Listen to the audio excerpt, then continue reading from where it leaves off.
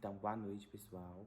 Eu sou o Gustavo e eu vou falar sobre as prerrogativas do advogado. Artigo 7º do Estatuto da Advocacia, né, e Código de Ética, nosso vadimécum, né? Os direitos e prerrogativas do advogado que eu vou falar especificamente são os incisos 1º e incisos 4 do artigo. E o primeiro, né, é exercer com liberdade a profissão em todo o território nacional. O que significa isso, né? Que esse inciso ele denota de forma clara e objetiva que o advogado tem o direito líquido e certo de exercer o seu ofício por todo o Brasil, das 26 capitais do Distrito Federal, né? E ficando livre a escolha do advogado de exercer ou não esse direito. Atenção, né? Tem uma atenção, né? Um ponto específico que vocês precisam se atentar, que vale acrescentar que o advogado ele não pode ser barrado, ser impedido de ingressar ou exercer o seu ofício em qualquer juízo de território nacional. Nesse caso, se isso ocorrer, o advogado ele poderá de pronto impetrar um mandado de segurança nos moldes do artigo 5º, o inciso 69 da Magna Carta Brasileira da Lei 12.016 de 2009. Se você notar bem, o inciso em tela se coloca em expressão, né, com liberdade. Isso denota uma das mais importantes vertentes da advocacia, a liberdade para atuar. Ou seja, o advogado ele tem o direito de atuar da melhor forma que lhe convier e aos seus clientes, desde que não cometa nenhum ato ilícito, né? Então, para especificar ou para dar uma prática relacionada a esse inciso, o professor Marco Antônio Araújo Júnior, ele leciona, ele diz sobre esse inciso. O elenco de incisos trazidos pelo artigo 7º, ele representa mais do que simples direitos assegurados por lei ao advogado. A prerrogativa profissional, que é o direito dever assegurado ao advogado, no exercício da atividade profissional. Portanto, o descumprimento de qualquer um dos direitos prerrogativos do advogado pode até, dependendo do caso, representar crime de abuso de autoridade, abuso de poder, previsto na Lei 4.898 de 1965. Tamanha é a relevância dos direitos e prerrogativas dos advogados que a sua violação ela pode caracterizar o crime de abuso de poder, abuso de autoridade, que ocorre a título de exemplo quando o advogado não tem acesso aos autos do inquérito policial por um impedimento do delegado ou ainda quando o advogado é impedido injustificadamente de ter acesso aos autos de um processo administrativo de seu cliente por algum servidor público da repartição.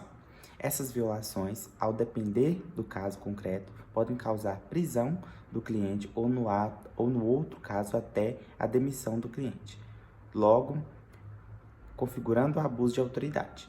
Note que, se o advogado não tiver acesso aos autos do processo criminal, civil ou administrativo, este não terá como realizar a defesa do cliente. Impossibilita a defesa, fica cristalino a lesão grave ao direito da defesa reservado a todos os segundo ordenamento jurídico brasileiro, né? Essa é uma explicação do professor Marco sobre geral, né, sobre o artigo em geral, não especificamente sobre o inciso, mas é só para dar uma explicação um pouquinho melhor sobre o que a falta de observação de dessas prerrogativas do advogado podem ocasionar.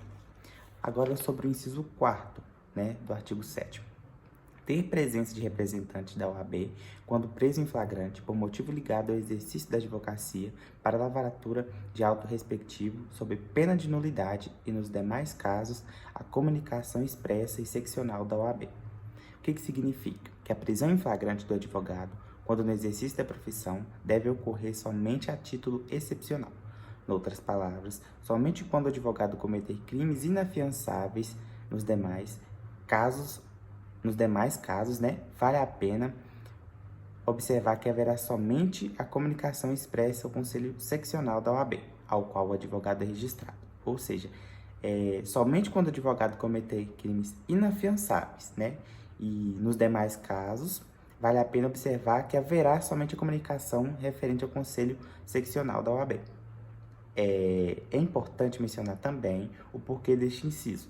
Já é de conhecimento de todos que os advogados eles sofrem diariamente com violações de suas prerrogativas, e esta é justamente para garantir o exercício da profissão. para que o advogado exerça sua profissão sem receio de ser preso a qualquer instante por um cometimento de um possível crime, segundo a autoridade.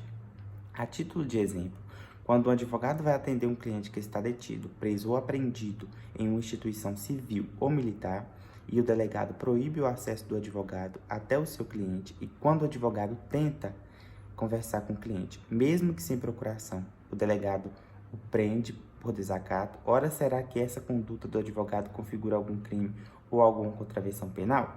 É a pergunta que se faz aqui no momento.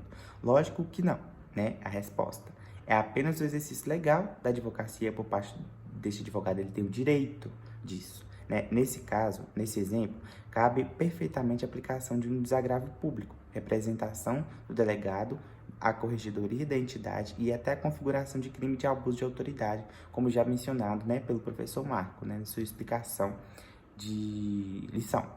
Sobre outro prisma, né, outra análise, cabe ressaltar que o caso a OAB, assim que comunicada da prisão em flagrante do advogado por motivo do exercício da advocacia, não enviar um representante para acompanhar a lavratura do auto de prisão em flagrante, a prisão vai ser considerada lista, mesmo que não esteja presente o representante da OAB.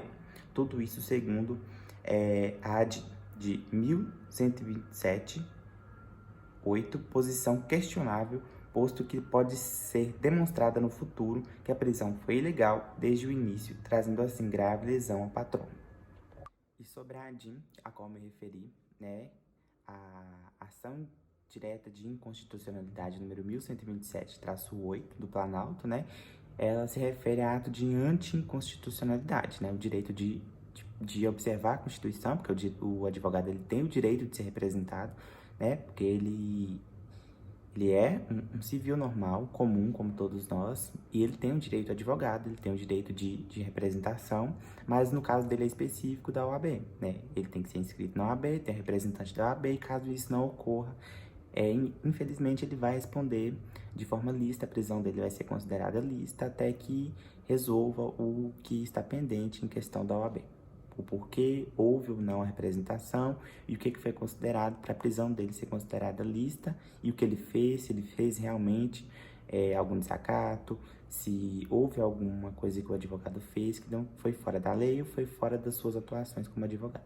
Espero que tenham entendido. Muito obrigado.